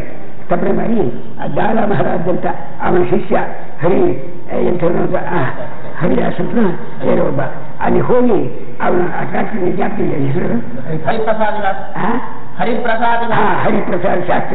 ಹರಿಪ್ರಸಾದ್ ಶಾಸ್ತ್ರಿ ಅಂತ ಹೇಳಿದ್ರು. ಹೋಗಿ ಅವನಿಗೂ ಪ್ರಸಿದ್ಧಿ ಮಾಡಿ ಬುಕ್ಕುಗಳನ್ನೆಲ್ಲ ಮಾಡಿ ಬರೋದು ಈಗ ಅವ್ನು ಸತ್ತು ಹೋಗ್ತಿದ್ದಾನೆ. ಅವರು ಕರೆಯೋರು ಕೈಗಾಗಿದ್ದಾರೆ ಇಂಗ್ಲೀಷ್ನವರು. ನಾನು ಇಲ್ಲೇ ಇದ್ದಾಗ ಬೆಂಗಳೂರಿಗೆ ಬಂದು ಆ ಪುಸ್ತಕಗಳೆಲ್ಲ ಇವರಿಗೆ ಕೊಟ್ಟು ಹೋದ ಅವನು ಆ ಉಪದೇಶ ಶಾಸ್ತ್ರಿಯನ್ನ ಟ್ರಾನ್ಸ್ಲೇಷನ್ ಮಾಡಿದ್ದಾನೆ. ಆ ಒಬ್ಬ ಯುರೋಪಿಯನ್ ಅವನ ಇಂಗ್ಲೀಷ್ನಲ್ಲಿ ಟ್ರಾನ್ಸ್ಲೇಷನ್ ಮಾಡಿ ರಾಜ ಹೆಸರಿಗೆ ಕಳಿಸಿಕೊಟ್ಟಿದ್ದೆ. ಅದನ್ನ ಹೇಗಿದೆ ನಿಮ್ಮ ಸ್ವಾಮಿಯವರು ಏನು ಹೇಳ್ತಾರೆ ಕೇಳು ಇದನ್ನ ಅಂತ. ಅವನು ಯಾರೋ ಹೇಳಿದ್ದಾರೆ ಅಂತ ಒಬ್ಬ ಫ್ರಾನ್ಸ್ನಲ್ಲಿ ಒಬ್ಬರು ಕಾಗದ ಬರೆದಿದ್ದಾನೆ. ನಿಮ್ಮನ್ನು ಬಂದು ನೋಡಬೇಕು ಅಂತ ಮಾಡಿದ್ದೀನಿ, ನಾನು ವಿಷಯ ತಿಳ್ಕೋಬೇಕು ಅಂತವ ಅಂತ ಅವನು ಬರೆದಿದ್ದಾನೆ. ಇನ್ನೊಬ್ಬನು ಇಟಲಿಯಿಂದ ಜನವರಿ ಅಂತ ಬರೆದಿದ್ದಾರೆ. ಅವನಿಗೆ ಇಂಗ್ಲೀಷ್ ಪೂರ್ತಿ ಬರೀಕ್ ಬರೋದ ಕಾಗದಕ್ಕಿಂತ ಉತ್ತರ ಕೊಟ್ಟಿದ್ದೆ, ನಾನು ಇಟ್ಕೊಂಡಿದ್ದೀನಿ. ಅವನು ಕಠೋಪನಿಷತ್ತು ಇಂಥದ್ದು ಎಲ್ಲ ವಿಷಯವನ್ನು ಪ್ರಶ್ನೆ ಕೇಳಬೇಕು ಅಂತ ಮಾಡಿದ್ದೀನಿ. ನಿಮ್ಮ ಹತ್ತಕ್ಕೆ ನೀವೊಬ್ಬಳೆ ಅಥಾರಿಟಿ ಅಂತ ಯಾರೋ ಬಹಳ ಜನ ನನ್ನ ಸ್ನೇಹಿತರು ಇಂಥ ರೆಕಮೆಂಡ್ ಮಾಡಿದ್ದಾರೆ, ನಾವು ಬರಬೇಕು, ಆಕೆ ಸುಮಾರು ದೂರ ಬರಬಹುದು ಹಾಗೆ ಅಂತ ಬರೀತಾನೆ. ಆ ಇಂಗ್ಲೀಷ್ ಓದ್ಕೊಳ್ಳೋಕ್ಕೆ ಅರ್ಥವಾಯಿತು. ಇಟಾಲಿಯನ್ನೆಲ್ಲ ಅದರೊಳಗೆ ಹೆಸರಾಗಿಬಿಟ್ಟಿದೆ. ಆ ಇಂಗ್ಲೀಷ್ಗಳೆಲ್ಲ ಎಕ್ಸ್ಪ್ರೆಸೋ ಅಂತ ಎಕ್ಸ್ಪ್ರೆಸ್ ಲೆಟರ್ ಅನ್ಬೇಕಾದ್ರೆ ಹೀಗೆಲ್ಲ ಬರೀತಾರೆ. ಇರಬೇಕು ಅವರಿಗೆ ಅದೆಲ್ಲ ಬರೀತಾರೆ. ಇಲ್ಲಿ ಪ್ರಕೃತಿ ಏನು ಅಂದರೆ ಅವರಿಗೆ ಉಪನಿಷತ್ತುಗಳು ಅದರಲ್ಲಿರುವ ತತ್ವಗಳು ಎಲ್ಲ ಬೇಕಾಗಿದೆ. ನಮ್ಮನೆ ಸರಿ ಬರದಾಗಿದೆಯಲ್ಲ ಎಂತ ಯಾಕಾಶ್ಚರ್ಯ ಇದು. ಅವ್ರು ಬಂದು ಕೇಳಿದ್ರೆ ನೀವು ಬ್ರಾಹ್ಮಣರು ಹೌದು ಅವ್ರು ಕೇಳ್ಬಿಟ್ರೆ ನಾವೇನು ಉತ್ತರ ಹೇಳೋದು. ಬ್ರಾಹ್ಮಣರು ಅಂತಂದ್ರೆ ಯಾವಾಗಲೂ ಉಪನಿಷತ್ತಿನಲ್ಲಿ ತತ್ವವನ್ನು ತಿಳ್ಕೊಂಡು ತಾವು ಕೃತಾರ್ಥರಾಗಿರ್ತಾರೆ ಅಂತ ಕೇಳಿದ್ವಲ್ಲ ನಾವು. ನೀವು ಯಾಕೆ ಹೇಳಿದ್ದೀರಿ ಅಂತ ಕೇಳಿದ್ರೆ ಏನು ಹೇಳುತ್ತೆ ನಾವು ಉತ್ತರನ. ಇದು ಬ್ರಾಹ್ಮಣರು ಅಂತ ಅನಿಸ್ಕೊಳ್ಳೋದು ಎಲ್ಲರೂ ವಿಚಾರಿಸಿ ನೋಡಬೇಕು. ನಾವು ಯಾರನ್ನು ಅನುಕರಣೆ ಮಾಡ್ತಿದ್ದೀವಿ, ನಾವು ಬ್ರಾಹ್ಮಣವನ್ನು ಬಿಟ್ಟಿದ್ದೀವಿ, ಬ್ರಾಹ್ಮಣದಲ್ಲಿ ಲಕ್ಷಣವನ್ನು ತಿಳ್ಕೊಂಡು ಬಿಟ್ಟಿರಿ ಅಥವಾ ಭಾಗ್ಯ ಅಂತ ತಿಳ್ಕೊಂಡಿದ್ದೀವಿ, ಏನು ತಿಳ್ಕೊಂಡಂತೆ ನಾವು ನಡೀಬೇಕು ಬರುವ. ಇಲ್ಲೇ ಹೋದ್ರೆ ಆತ್ಮಹತ್ಯೆ ಮಾಡಿದವರು ಆಗ್ತವೆ ಇಲ್ವಾ? ಈಗಿದೆ, ಈಗ ಇಷ್ಟು ವಿಷಯ ಇದೆ. ಆದ್ದರಿಂದ ವಿಶೇಷತಃ ಬ್ರಾಹ್ಮಣರು ಅಂತ ಅಂದುಕೊಂಡು ಇದಕ್ಕಾಗಿ ನಮ್ಮ ಇದ್ದವರು ಇಂಥ ಗೋತ್ರ ಇಂಥ ಸೂತ್ರ ಅಂತ ಹೇಳಿ ಸಂಧಾರಣೆ ಮಾಡುವಾಗ ಹಾಗಾಗಿ ಹೇಳ್ತಿಟ್ಕೊಂಡಿದ್ದಾರಲ್ಲ, ದಿನ I am telling A life every day both morning evening. ಬೆಳಗ್ಗೆ ಸಾಯಂಕಾಲ ಸುಳ್ಳು ಹೇಳ್ತಾ ಇದ್ದೀನಿ. ಇಂಥ ಗೋತ್ರ ಅಂತ ಹೇಳ್ತೀನಿ, ಆ ಗೋತ್ರಕ್ಕೆ ಏನು ಮಾಡ್ತಾ ಇಲ್ಲ. ಇಂಥ ಸೂತ್ರ ಅಂತ ಹೇಳ್ತೀನಿ, ಸೂತ್ರಕ್ಕೆ ಏನು ಮಾಡೋದು ಹೊರಗೆ ಹಾಕಿದ್ದೀನಿ ಅದನ್ನು. ಹೀಗೇನು ಮಾಡಬೇಕು ಅದನ್ನು? ಹೀಗಾಗಿ ಅದು ತಿಳ್ಕೋಬೇಕು. ಅದು ಆ ವಿದ್ಯೆಯನ್ನು ತಾವು ತಿಳ್ಕೋಬೇಕು. ನಾವು ಮನಸ್ಸಿಗೆ ವಿರುದ್ಧವಾಗಿ ಕೆಲಸ ಮಾಡ್ತಾ ಇದ್ದೀನಿ. ದಕ್ಷಿಣೆ ತಗೊಳ್ಳೋದಿಲ್ಲ. ಯಾವ ಏನಾದರೂ ದಕ್ಷಿಣೆ ಕೊಡಬೇಕಾದ್ರೆ ನಾ ಅದೇ ಯಾಜ್ಞವಲ್ಕ್ಯ ಹೇಳಿದ್ದೇನು ಮಾಡ್ತೀಯ ಹೇಳ್ಕೊಡದೆ ತಗೋಬಾರ್ದು ಅಂತ ನಮ್ಮಪ್ಪ ಹೇಳ್ತಾರೆ ಅಂತ ಯಾಜ್ಞವಲ್ಕ್ಯ ಹೇಳ್ತಿದ್ದಾರೆ ಕೆಲವರಿಗೆ. ಅದನ್ನ ಹೇಳಬೇಕು, ತತ್ವ ತಿಳಿಸ್ಕೊಡ್ಬೇಕು, ಆಮೇಲೆ ಏನಾದ್ರು ಕೊಟ್ಟು ಫೀಸ್ ತಗೋಬೇಕು. ಇಷ್ಟೇ ಹೊರತು ಇಷ್ಟು ಅಂತ ಪ್ರೈವೇಟ್ ಟ್ಯೂಷನ್ ಫೀ ಅಂತ ಮಾಡಿಕೊಡ್ಬೋದು. ಈ ದೋಷ ಅವ್ರು ಹೇಳಿದ್ದಾರೆ. ಆ ವಾಕ್ಯ ಹೀಗಿದ್ದವರು ಋಷಿಗಳಿದ್ದವರು ಹತ್ತಕ್ಕೆ ಹೋಗಬೇಕು. ಋಷಿ ಬಿಟ್ಟು ಚಕ್ರವರ್ತಿಗಳು ಕೂಡ ಹೊರಗೆ ತಿಳ್ಕೊತಾ ಇದ್ರು. ಇಂಥ ಕಾಲದಲ್ಲ ಹೋಗಿ ಪ್ರೈವೇಟ್ ಯೂನಿವರ್ಸಿಟಿಗಳೇನು ಏನು ಅನ್ಯಾಯ ಆಗ್ತಾ ಇದೆ, ಇನ್ವೆಸ್ಟಿಗೇಷನ್ ಮಾಡಬೇಕಾಗಿದೆ, ನಮಗೆ ಮೆಸೇಜ್ ಎಜುಕೇಷನ್ ಸರಿಯಾಗಿದೆಯೋ ಇಲ್ವೋ ಇಂಥ ವಿಚಾರ ಮಾಡೋ ಕಾಲ ಬಂದಿದೆ. ಇದನ್ನೆಲ್ಲರೂ ತಿದ್ದಬೇಕಾದ್ರೆ ಬ್ರಾಹ್ಮಣರೇ ಮೊದಲು. ಬ್ರಾಹ್ಮಣ ಅಂತ ಇದೇ ಬ್ರಾಹ್ಮಣ ಹೆಸರು ಬಿಟ್ಬಿಡಿ. ಬ್ರಾಹ್ಮಣ ಹೆಸರಿಗೆ ಬೇಕಾಗಿದೆ. ನಾನು ಸುಳ್ಳು ಮಾಡ್ತಾ ಇದ್ದೀನಿ, ನನಗೆ ನಾನು ವಂಚನೆ ಮಾಡ್ತಾ ಇದ್ದೀನಿ, ಯಾವುದೋ ವಿದ್ಯೆ ತಗೊಂಡು ಯಾರಿಗೋ ಮಾಡ್ತಾ ಇದ್ದೀನಿ, ಅನ್ಯಾಯ ಆಗಿದೆ ಇದೆಲ್ಲ ಅಂತ ತಿಳ್ಕೋಬೇಕು. ಉಪನಿಷತ್ತಿನಲ್ಲಿ ಒಂದು ವಿದ್ಯೆ ಹೇಳಿದೆ. ಈಗಿನಿಂದ ಮುಂದಕ್ಕೆ ಹೇಳೋದು ಉಪನಿಷತ್ತಿನ ವಿಷಯನ. ಉಪನಿಷತ್ತಿನಲ್ಲಿ ವಿದ್ಯೆ ಹೇಳಿ, ವಿದ್ಯೆ ಅಂದರೆ ಎಲ್ಲವೂ ವಿದ್ಯೆ ಅಂದೇನು ಯಾವುದೋ ಹೇಳ್ತೀವಲ್ಲ, ಇದು ಇಂಥ ಅರಬಿ ಯಾವುದೋ ಒಂದು ಭಯ ಅರಬಿ ಇಂಥ ಜುವಾರಗಿ ಇಂಥ ಹೇಳ್ಬಿಟ್ಟು ಆರೋಗ್ಯಗಳು ಬಹಳ ಬೇಕಾಗಿರ್ತೀವಿ. ನಾವು ಇದನ್ನು ಓದಿದ್ದೀನಿ, ಅಂಥದ್ದು ಓದಿದ್ದೀವಿ, ಇಂಥದ್ದು ಓದಿದ್ದೀವಿ ಅಂತ ಹೇಳೋದು. ಆದರೆ ಅಂಥ ಆರೋಗ್ಯ ಅಲ್ಲ ಅವ್ರು ಹೇಳ್ತಾ ಇದ್ದಾರೆ ವಿದ್ಯೆ ಅಂತ. ಒಂದು ವಿದ್ಯೆ ಇದೆ ಅದನ್ನು ಹೇಳ್ತೀವಿ ಅಂತ ಯಾವಾಗ ಒಬ್ಬರು ಹೇಳಿದಂತೆ, ಆ ಸಮುದ್ರ ನದಿ ದಾಟಬೇಕಾಗಿತ್ತು. ಆ ನದಿ ದಾಟೋದನ್ನ ಆ ಕೂತಿದ್ದು ಒಬ್ಬ ತರ್ಕ ಮಾತಾಡ್ತಕ್ಕ ಹೋಗಿದ್ದ. ಏನೋ ನಿನಗೆ ಇಂಥ ಆರೋಗ್ಯ ಬರ್ತೇನೋ ಅಂತ ಕೇಳಿದಂತೆ. ಇಲ್ಲ ಸ್ವಾಮಿ ವ್ಯರ್ಥವಾಯಿತು, ನಿನಗೊಂದು ಕಾಲು ಭಾಗ ಬೇರೆ ಅರ್ಥ ಆಯ್ತು. ಮತ್ತೆ ಇನ್ನೊಂದು ಸ್ವಲ್ಪ ದಿನ ಹೋದ, ಇಂಥ ಆರೋಗ್ಯ ಬರ್ತೇನೋ ಇಲ್ಲ, ಅರ್ಧ ದಿನ ಹೋಯ್ತೀನಿ. ಮತ್ತೆ ಮುಖಕ್ಕೆ ಹೋದ, ನಿಂದ ಇಂಥ ಆರೋಗ್ಯ ಬರ್ತೇನೋ ಇಲ್ಲ, ಮುಕ್ಕಾಲು ಜೀವನ ಹೋಯ್ತೀನಿ. ಅಷ್ಟರೊಳಗೆ ಮೇಲಿಂದ ನದಿ ಬಂದ್ಬಿಡ್ತು. ಸ್ವಾಮಿ ನಿಮಗೆ ಸಿನಿಮಾಲಿಗೆ ಬರ್ತೀಯೋ ಅಂತ ಕೇಳಿದೆ ಅವನು. ಸಿನಿಮಾ ಇಲ್ಲ, ನಿಮ್ಗೆ ಹೋಲ್ ಲೈಫ್ ಇಲ್ಲ ಅಷ್ಟು, ನೀವು ಅರ್ಧ ಹೋಯ್ತು ಕಾರು ಹೋಯ್ತು ಅಂತ ಹೇಳ್ತಿದ್ರಿ, ನೀವು ಪೂರ್ತಿ ಹೋಯ್ತು. ಈಗ ಸಿನಿಮಾಲಿಗೆ ಬಂದರೆ ಆಗುತ್ತೆ. ಪ್ರಾಕ್ಟಿಕಲ್ ಆಗಿರಬೇಕು ಬರುವುದು. ಇದು ಒಂದು ವಿದ್ಯಾಗಿದೆ, ಅದನ್ನು ತಿಳ್ಕೊಂಡು ಎಲ್ಲವನ್ನೂ ತಿಳ್ಕೊಂಡು ಹಾಗೆ ಈಗ ನಮ್ಮ ಜನ್ಮೆಲ್ಲ ವ್ಯರ್ಥ ಹಾಗೆ ಅಂತ ಹೇಳ್ತಾರೆ. ಅದಕ್ಕೆ ಬ್ರಹ್ಮವಿದ್ಯಾ ಆತ್ಮವಿದ್ಯಾ ಬ್ರಹ್ಮಾತ್ಮವಿದ್ಯಾ ಅಂತ ಋಷಿಗಳು ಕರೆದಿದ್ದಾರೆ ಉಪನಿಷತ್ನಲ್ಲಿ. ಬ್ರಹ್ಮ ಅನ್ನೋ ಶಬ್ದ ಇದೆಯಲ್ಲ, ಅದು ದೇಶ ಕಾಲ ವಸ್ತು ಯಾವುದರ ಪರಿಚ್ಛೇದವು ಇಲ್ಲದೆ ಇರತಕ್ಕಂಥ ವಿದ್ಯೆ. ಆದ್ದರಿಂದ ಅದಕ್ಕೆ ಬ್ರಹ್ಮವಿದ್ಯಾ ಅಂತ ಹೇಳಿದ್ರು ಅಷ್ಟೇ. ಅದಕ್ಕೆ ಫೈನಟ್ ಅಲ್ಲ, ವಿದ್ಯಾ ಅದು ಇನ್ಫಿನಿಟ್ ಅಂತ. ಇಷ್ಟೇ ಅಲ್ಲ, ಇನ್ನೊಂದು ವಿಶೇಷವಿದೆ. ಆ ವಿದ್ಯೆ ಹೇಳಬೇಕಾಗಿದೆ. ಆ ಶ್ರುತಿ ಒಳಗೆ ಇಂಥ ವಾಕ್ಯ ಬಂದಿದೆ. ಆ ಪೂರ್ವದಲ್ಲಿ ದೇವತೆಗಳಿಗೆಲ್ಲ ಬ್ರಹ್ಮ ಅಂತ ಬಿದ್ದಂತೆ. ಆ ಚತುರ್ಮುಖ ಬ್ರಹ್ಮಿದ್ದೇದವನು ಬ್ರಹ್ಮಾದೇವಾನಾಂ ಪ್ರಥಮ ಸಂಭೂವ ಅಂತ ಒಂದು ವಾಕ್ಯ. ದೇವತೆಗಳಿಗೆಲ್ಲ ಫಸ್ಟ್ ಆಫ್ ಆಲ್ ಇದ್ದವನು. ಅವನು ತನ್ನ ಮಗ ಇದ್ದ ಅಥರ್ವಾದಿ ಜ್ಯೇಷ್ಠ ಪುತ್ರ ವಿಪ್ರಾಹ, ಅವರ ಜ್ಯೇಷ್ಠ ಪುತ್ರನಿಗೆ ಹೇಳಿದ.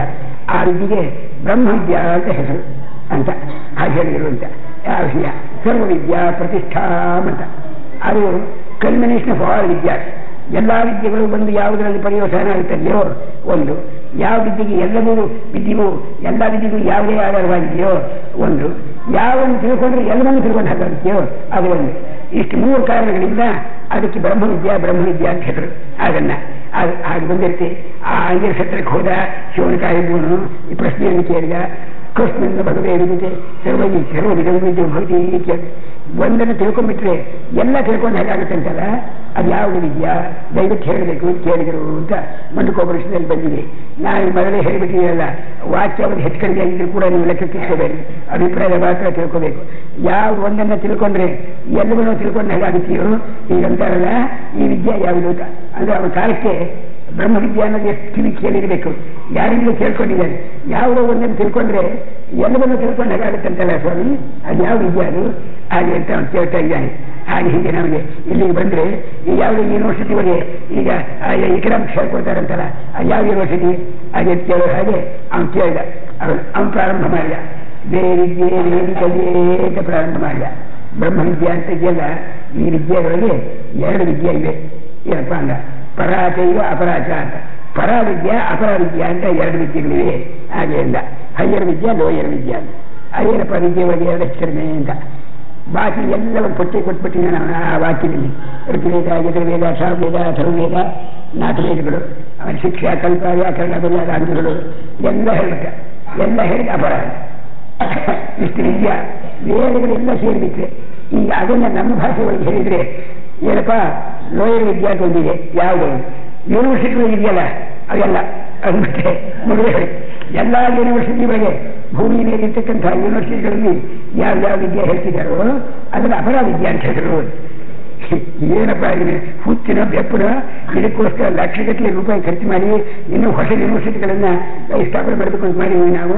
ಮೈಸೂರು ಸೇನೆಗೆ ಇಷ್ಟೇ ಯೂನಿವರ್ಸಿಟಿ ಇದ್ರು ಸಾಲದು, ಅದೇ ಯೂನಿವರ್ಸಿಟಿ ಬೇಕು ಅಂತ ಚರ್ಚೆ ನಡೀತಾ ಇದೆ. ಇಂಥ ಕಾಲಕ್ಕೆ ಯೂನಿವರ್ಸಿಟಿ ಒಳಗಿರೋದೆಲ್ಲ ಅಪರಾವಿದ್ಯಾ ಮತ್ತೆ ಇವರಿಗೆ ಅಪರ ಯಾರಿಗೆ ಗೊತ್ತಾದ ಅಪರಾವಿದ್ಯೆ ಅಂತ ಯಾಕೆ ಗೊತ್ತಾಯ್ತು ಅಂತ ಯಾರ್ಯಾರ ಆಶ್ಚರ್ಯ ಆಗಬಹುದೇ.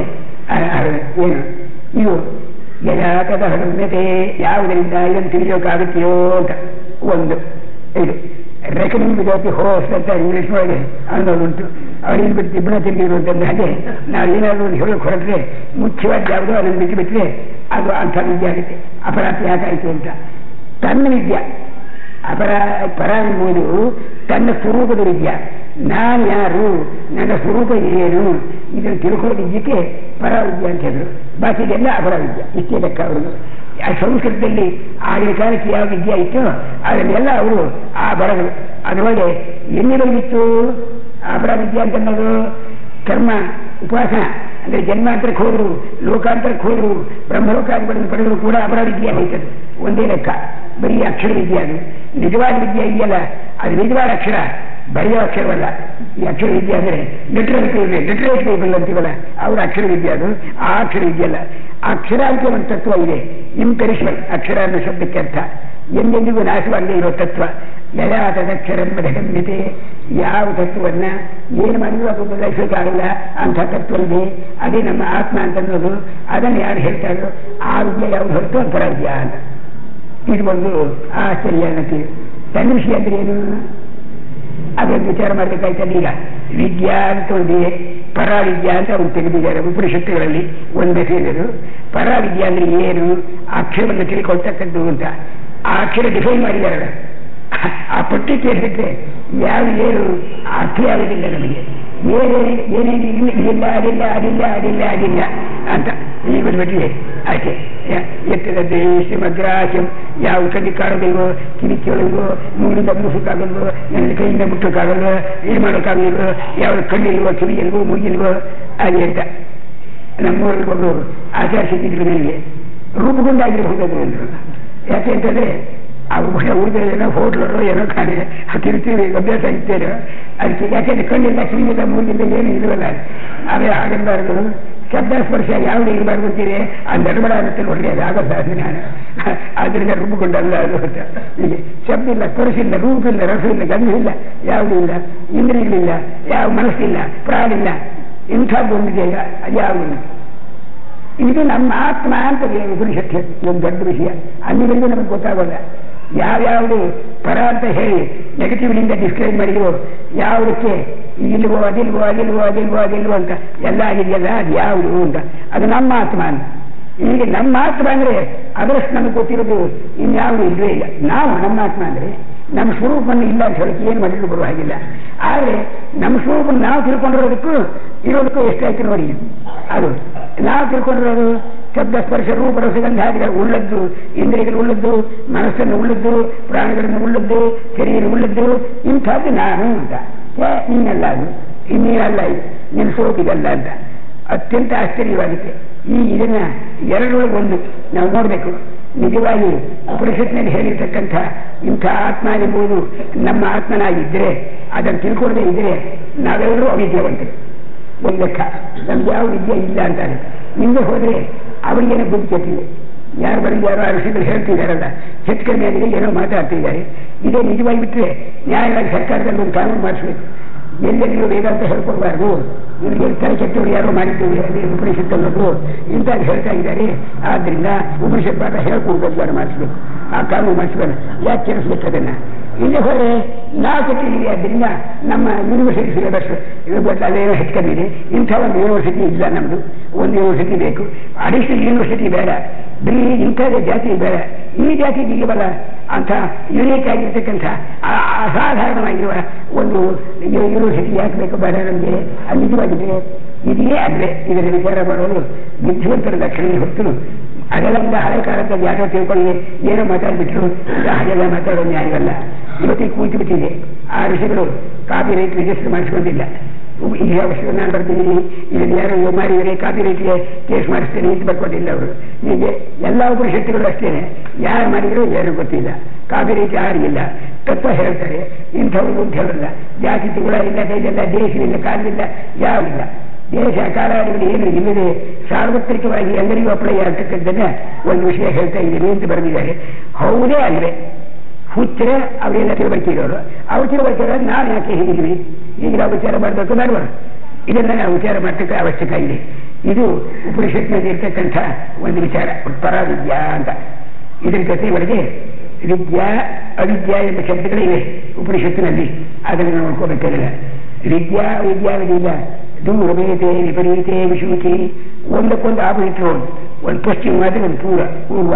ಅವಿದ್ಯಾ ಎಂಬುದು ಬೇರೆ ಕಡೆ ಕರ್ಕೊಂಡು ಹೋಗುತ್ತೆ ನಮ್ಮನ್ನ, ವಿದ್ಯಾನ ಬೇರೆ ಕಡೆಗೆ ಹೋಗ್ಬಿಡುತ್ತೆ. ಅದು ನಮ್ಮನ್ನು ಹಾಳು ಮಾಡಿಬಿಡುತ್ತೆ. ಶ್ರೇಯಸ್ಸು ಪ್ರೇಯಸ್ಸು ಅಂತ ನಮಗೆ ಇಂಥದ್ದು ಬೇಕು ಅಂಥದ್ದು ಬೇಕು ಅಂತ ಬೇಕೂಪ ಅಂತ ಸಿಗಲ್ಲ. ಆ ಬೇಕೂಫ್ತನ ಕೈ ಬಿಡಬೇಕಾದ್ರೆ ಆ ಬಿಡ್ಬೇಕು ಆ ಪ್ರೇಯಸ್ ಹೇಳ್ತಕ್ಕಂಥ ವಿದ್ಯಾನ. ಈ ನಿಜವಾಗಿ ಶ್ರೇಯಸ್ ಬೇಕಾಗಿದ್ರೆ ಇಲ್ಲಿ ಬೇಕು ಅಂತ ವಿಂಗಡಿಸಿದ್ದಾರೆ. ವಿದ್ಯಾ ಅನ್ನೋ ಶಬ್ದವಿದೆ. ಈಗ ಪರವಿದ್ಯಾ ಶಬ್ದ ಇದೆ. ವಿದ್ಯಾದಲ್ಲಿ ಏನು ಡಿಕ್ಷನರಿ ನೋಡಿ ಉಪಯೋಗವಿಲ್ಲ. ಯಾಕೆಂದರೆ ವಿದ್ಯಾದಲ್ಲಿ ಹೊರಗೆ ಇನ್ನಂತ ಒಂದು ಬೆಳಗ್ಗೆ ತಿಳ್ಕೊಳ್ಳೋಣ. ಇಂಥ ಭಾಷೆ ಬರ್ತದೆ, ಇಂಥದ್ದು ಓದಿದ್ದೀನಿ ಅಂಥದ್ದು ಓದಿದ್ದೀನಿ, ಆದ್ದರಿಂದ ವಿದ್ಯೆ ಆಯಿತು ಅಂತ ಆಗಿಬಿಡ್ಬೋದು. ಆ ಚಾಂದ್ರಜ್ಞ ಉಪನಿಷತ್ತು ಅಂತ ಒಂದು ಉಪನಿಷತ್ತಿದೆ. ಆ ಉಪನಿಷತ್ತಿನಲ್ಲಿ ನಾರದರು ಅಂತ ಒಬ್ಬರು, ಅವರು ಶರತ್ ಕುಮಾರ್ ಹತ್ರಕ್ಕೆ ಬಂದಿರಂತೆ. ನಮಗೆ ಏನು ಸ್ವಾಮಿ, ಆತ್ಮವಿದ್ಯಾ ಯಾರು ತಿಳ್ಕೊತಾರೆಯೋ ಅವರಿಗೆ ಶೋಕ ಹೋಗುತ್ತೆ ಅಂತ. ಯಾರಿಗೆ ಶೋಕವೇ ಬರೋದಿಲ್ವಂತೆ ಎಂದಿಗೂ ಅಂಥ ಒಂದು ವಿದ್ಯೆ ಇದೆ ಅಂತ ಕೇಳ್ತೀನಿ, ಹೇಳಿಕೊಡ್ಬೇಕು. ನಿಮಗೇನೇನು ಬರ್ತು ಹೇಳ್ರಿ ಇದ್ರ ಬಗ್ಗೆ. ನ್ಯಾಚುರಲ್ ಇದು. ಯಾಕೆ ಎಲ್ಲಿವರೆಗೆ ಪಾಸ್ ಮಾಡಿದ್ದೀರಿ ಅಡ್ಮಿಷನ್ ತಗೋಬೇಕಾದ್ರೆ ಯಾವ ಕ್ಲಾಸ್ ಸೇರಿಸಬೇಕು ಹೇಳ್ತಕ್ಕಂಥ ನ್ಯಾಯವಾಗಿದೆ. ಪಟ್ಟಿ ಹೇಳಿದರು. ಆ ಬರೆದಿರೋದು ಉದ್ದಕ್ಕೆ ನೋಡಿದರೆ ಎಕ್ಸಾಸ್ಟ್ ಮಾಡಿಬಿಟ್ಟಿದ್ದಾರೆ ಅವರು ಆ ಪಟ್ಟಿ ಒಳಗೆ. ಇದರ ಮೇಲೆ ಮೃಗವಜ್ಜೇರಿ ಇದು ಬರುತ್ತೆ, ಎದುರು ಮೇಲೆ ಬರುತ್ತೆ, ಅಂತ ಬರುತ್ತೆ, ಇಂಥ ಬರುತ್ತೆ, ಇಂಥ ವಿದ್ಯೆ ಬರುತ್ತೆ, ಇಂಥ ವಿದ್ಯೆ ಬರುತ್ತೆ. ಅದು ಹೇಳಿಬಿಟ್ರೆ ಈಗ ನಾ ಹೇಳಿದೆ ಎಲ್ಲ ಸಿಲೆಬಸ್ಸು ಬಂದುಬಿಡುತ್ತೆ ಅವರಿಗೆ. ಒಂದೇ ಗೊತ್ತಿಲ್ಲ ಸೋದರಿಗೆ ಆತ್ಮವಿದ್ಯೆ ಗೊತ್ತಿಲ್ಲ. ಆತ್ಮವಿದ್ಯೆ ಗೊತ್ತಾದರೆ ಶೋಕ ಹೋಗುತ್ತಂತೆ, ಅದನ್ನು ನಾನು ಹೇಳ್ಕೊಡ್ಬೇಕು ಅಂತ ಪ್ರಾರಂಭ ಮಾಡಿದರು ಅಂತ. ಅಂದ್ರೆ ಏನಾಯಿತು, ವಿದ್ಯಾದ ವಿಚಾರವೇ ತಿಳಿದೇ ಇದ್ದವರಲ್ಲ ಉಪನಿಷತ್ನವರು. ಇದನ್ನ ಕೊಟ್ಟು ಬರೀತಾ ಇದ್ರು. ಇಂಥ ವಿದ್ಯೆಯಲ್ಲ ಕಡಿಮೆ ವಿದ್ಯಾರ್ಥಿ ಯಾಕೆ ಹೇಳಿದರು. ಹೀಗೆ ಹೇಳಿದ ಮೇಲೆ ಇದಲ್ಲದೆ ಇರತಕ್ಕಂಥ ಒಂದು ವಿದ್ಯೆ ಇದೆ ಅಂತ ಅಭಿಪ್ರಾಯದಿಂದ ಅವರು ಹೇಳ್ತಾರೆ ಅಂತ. ಆದರೆ ನಾವು ಗ್ರೇಟ್ ಮಿಸ್ಟೇಕ್, ಒಂದು ದೊಡ್ಡ ಭಾರಿ ಮಿಸ್ಟೇಕ್ ಮಾಡಿದ್ದೀನಿ. ಯಾವುದನ್ನ ನಮ್ಮ ಆತ್ಮನನ್ನೇ ಕೈ ಬಿಟ್ಟು ಬಾಕಿಗೆಲ್ಲ ಅಲ್ಲಿ ಬಾಕಿಗೆಲ್ಲ ತಿಳ್ಕೊಳ್ಕು ಹೋಯ್ತು. ಒಬ್ಬರು ಅರಸಿಕೆರೆ ಹತ್ರ ಹಾಗೆ ಹದ್ದಿತ್ತು ನೋಡಿದೆ, ಅಲ್ಲಿದ್ದರಂತೆ ಚಿದಾನಂದರು ಅಂತ ಅವಧೂತರು ಅಂತಾರೆ. ಪದ ಮಾಡಿದ್ದಾರೆ ಅವರು, ಆ ಕನ್ನಡದಲ್ಲಿ ಬರೆದಿದ್ದಾರೆ ಅವರು. ಯಾವ ದೇಶದವರು ಗೊತ್ತಿಲ್ಲ, ಚಿದಾನಂದ ಅವಧೂತು ಅಂತ. ಆ ಕಡೆಗಳಿಗೆ ಚಿದಾನಂದ ಕೋರ್ಡೆ ಅಂತ ಎಷ್ಟು ಜನ ಬಾಯಿ ಕಲ್ತ್ಕೊಂಡಿದ್ದಾರೆ. ಎಲ್ಲ ಪುರಾಣವರಿತೇನೆಂದೆಯು ನಿನ್ನ ಪುರಾಣವನರಿಯೇ ಹೀಗೊಂದು ಪದ ಮಾಡಿದ್ದಾರೆ ಅವರು. ಪುರಾಣಗಳೆಲ್ಲ ಓದಿದ್ದೀನಿ, ಹಿಂಗೆಲ್ಲ ನಿನ್ನ ಪುರಾಣ ಇದ್ದಾರೆ ಓದಿದೆಯೋ ಅಂತ. ಬಾಕಿ ಅವ್ರ ಪುರಾಣ ಇವ್ರ ಪುರಾಣ ಆರಾದ್ರ ಪುರಾಣ ಇರುತ್ತೆ ಹೀಗೆ ಅಂತ. ಹಾಗೆ ನಾನು ಎಲ್ಲ ವಿದ್ಯೆಯನ್ನು ತಿಳ್ಕೊಂಡಿದ್ದೀನಿ. ಹಿಂಗೆಲ್ಲ ನಿನ್ನ ವಿದ್ಯೆ, ನಿನ್ನ ಸ್ವರೂಪ ಯಾವುದು ಅನ್ನೋ ವಿದ್ಯೆ ಎಲ್ಲ ತಿಳ್ಕೊಂಡಿದೆಯೋ ಅಂತ ಕೇಳಿಬಿಟ್ರೆ ಆ ಋಷಿಗಳು ನಾವು ಬೆಪ್ಪಾಗಬೇಕು. ಇದು ಯಾಕೆ ಎಷ್ಟು ಹಳೆ ಕಾಲದ ಋಷಿಗಳವರು ಅವ್ರು ಯಾಕೆ ಇಂಥ ಹೊಡಿದ್ರು ನಾನು ಯಾಕೆ ಇದನ್ನು ಬಿಚ್ಚುವ ಇಲ್ಲ, ಅದು ಹುಚ್ಚು ಬಿಟ್ಕೊಡ್ಬೇಕು. ಇಲ್ಲೇ ಹೋಗಿ ನಿಜ ನಾವು ಹೋಗಿದ್ದೀವಿ ತಿಳ್ಕೊಳ್ಬೇಕು. ಯಾವುದೋ ಒಂದು ನಿರ್ಣಯ ಮಾಡ್ಕೋಬೇಕಾಗಿದೆ. ಉಪನಿಷತ್ತಿನಲ್ಲಿ ವಿದ್ಯಾ ಅವಿದ್ಯಾ ಎಂಬ ಶಬ್ದವನ್ನ ನಾವು ಹೀಗೆ ಉಪಯೋಗಿಸಲಿಲ್ಲ. ಏನಂತ, ಯಾವುದು ವೇದ್ಯವಾಗಿದೆಯೋ ವೇದ್ಯ ವಿಷಯವಾದ ವಿದ್ಯೆ ಅಲ್ಲ. ಈಗ ನಾವು ವೇದ್ಯ ವಿಷಯ what has got to be learn about what, ಯಾವ ವಿಷಯದಲ್ಲಿ ಏನು ತಿಳ್ಕೋಬೇಕು ಅಂತಾಗಿದೆಯೋ ಅದಕ್ಕೆ ಒಂದೊಂದು ಸೈನ್ಸ್ ಅಂತ ಹೆಸರಿಟ್ಟಿದ್ವಿ ನಾವೀಗ. ಆದ್ದರಿಂದ ಇದು ನ್ಯಾಚುರಲ್ ಸೈನ್ಸು, ಇದು ಇಂಥ ವಿಷಯ, ಇಂಥದ್ದು ಪ್ರಾಣಿಗಳ ವಿಚಾರ, ಇಂಥದ್ದು ಹಕ್ಕಿಗಳ ವಿಚಾರ, ಆ ವಿಚಾರ, ಈ ವಿಚಾರ, ಎಕನಾಮಿಕ್ಸ್ ವಿಚಾರ ಅಂತ ಎಲ್ಲ ತಿಳಿನೋನು ವೇದ್ಯ ಅನ್ವಯಬಲ್. ಯಾವ ಜ್ಞೇಯವಾಗಿದೆಯೋ ಜ್ಞೇಯದ ವಿಷಯವಾದ ವಿದ್ಯೆಯನ್ನು ವಿದ್ಯಾ ಅಂತೀವಿ. ಅದಕ್ಕೆ ಲರ್ನಿಂಗ್ ಅಂತ ನಾವು ಹೇಳಬಹುದು. ಏನಾದ್ರು ತಿಳ್ಕೊಂಡು ಇಂಥ ವಿಷಯವನ್ನ ವಿಚಾರ ಮಾಡಿದರೆ ಹೀಗೆ ತಿಳಿಯುತ್ತದೆ. ತಿಳಿಯೋದ್ರಿಂದ ಇದನ್ನು ಇಂಥ ಉಪಯೋಗಿಸಬಹುದು. ಇದು ಅರ್ಥ ನಮಗೆ. ನಾಲೆಡ್ಜ್ ಅಂದರೆ ನಾಲೆಡ್ಜ್ ಇಸ್ ಪವರ್. ಎಷ್ಟೋ ಜನರು ಪದೇ ಅಂತ ಕೇಳ್ತಾರೆ. ಅದನ್ನು ನಾಲೆಡ್ಜ್ ಅಂತ ಬಂದರೆ ಅದೊಂದು ದೊಡ್ಡ ಶಕ್ತಿ ವಿಶೇಷ ಇದ್ದಂತೆ ನಮಗೆ ಪ್ರಯೋಜನ ಆಗುತ್ತೆ. ತಿಳುವಳಿಕೆ ಇದ್ದರೆ ದೋಷ ಹೋಗ್ತಾರೆ, ತಿಳುವಳಿಕೆ ಇದ್ದರೆ ಅದನ್ನು ಉಪಯೋಗಿಸಿಕೊಂಡು ಲೋಕದಲ್ಲಿ ಜಯಿಸಿರಾಗ್ತಾರೆ. ಆದ್ದರಿಂದ ನಾಲೆಡ್ಜ್ ಎಂಬುದು ಒಂದು ಶಕ್ತಿಯನ್ನು ಕೊಡ್ತಕ್ಕಂಥದ್ದು. ಇದನ್ನು ತಿಳ್ಕೊಂಡ್ರೆ ಏನಾಗುತ್ತೆ ನಿಮಗೆ ಅದರಿಂದ ಏನಾಗುತ್ತೆ ಅಂದರೆ ಊಟಕ್ಕಾಗುತ್ತೆಯೋ, ತಿಂಡಿಗಾಗುತ್ತೆಯೋ, ಬಟ್ಟೆಗಾಗುತ್ತೆಯೋ, ದೇಶಕ್ಕಾಗುತ್ತೆಯೋ, ಆರೋಗ್ಯಕ್ಕಾಗುತ್ತೆಯೋ, ಇತ್ಯಾದಿ ಯಾವುದಾದ್ರು ಕೇಳ್ಬೋದು. ಇದು ಲಾಭ ಪ್ರಯೋಜನ ಅಂತ ಹೇಳಿದ್ರು. ಅದೊಂದು ಆ ವಿಚಾರ ಇಲ್ಲ. ಅದು ಆ ವಿಚಾರವಲ್ಲ ಆತ್ಮವಿದ್ಯೆ ಅನ್ನೋದ್ರೊಳಗೆ. ಅದ್ರಾಗ ಏನಾಗುತ್ತೆ ಅದು ಬೇರೆ ಮಾಡಬೇಕಲ್ಲ. ಈ ವಿದ್ಯಾ ಬೇರೆ ಆಯಿತು. ವಿದ್ಯಾ ಅವಿದ್ಯಾ ಅನ್ನೋದು ಅವರು ಹೇಳೋ ವಿದ್ಯಾ ನಾವು ಹೇಳೋದಲ್ಲ. ಮತ್ತೇನು ಚಮತ್ಕಾರ ಆತ್ಮ ವಿಷಯದ ವಿದ್ಯಾ.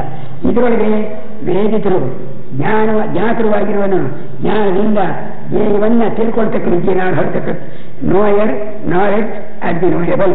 ಮೂರು, ನಾನು ಜ್ಞಾತರವಾಗಿದ್ದೀನಿ, ಜ್ಞೇಯವನ್ನ ನಾನು ಒಂದು ಜ್ಞಾನ ಕನ್ನಡ ವಿಶೇಷದಿಂದ ತಿಳ್ಕೊಳ್ತೀನಿ ಅಂತ. ಇದಕ್ಕೆ ಹೆಸರು ನಮ್ಮ ಲರ್ನಿಂಗ್.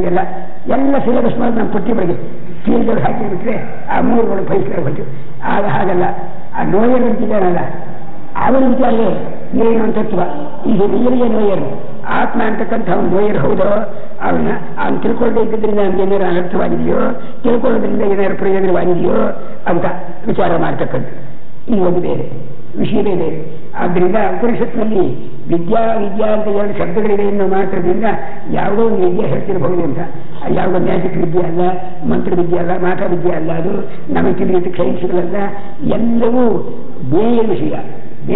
ಇದು ಜ್ಞಾತರವಿನ ಸ್ವರೂಪದ ವಿಷಯ, ಆತ್ಮಸ್ವರೂಪದ ವಿಷಯ. ಆತ್ಮ ಅಂದರೆ ಏನು ಹತ್ತಿರ ಕೊಡ್ತಕ್ಕಂಥ ವಿದ್ಯೆ. ಅವಿದ್ಯೆ ಅಂದರೆ ಆತ್ಮವಿದ್ಯೆ. ನಮಗೆ ಆತ್ಮವಿದ್ಯೆ ಇಲ್ಲೇ ಇಲ್ಲ. ಆತ್ಮವಿದ್ಯೆ ಬಂದವರಿಗೆ ಮಾತ್ರವೇ ಆತ್ಮವಿದ್ಯೆ ಇಲ್ಲ, ಬಾಕಿಯವರೆಲ್ಲ ಅವಿದ್ಯಾವಂತರೇ.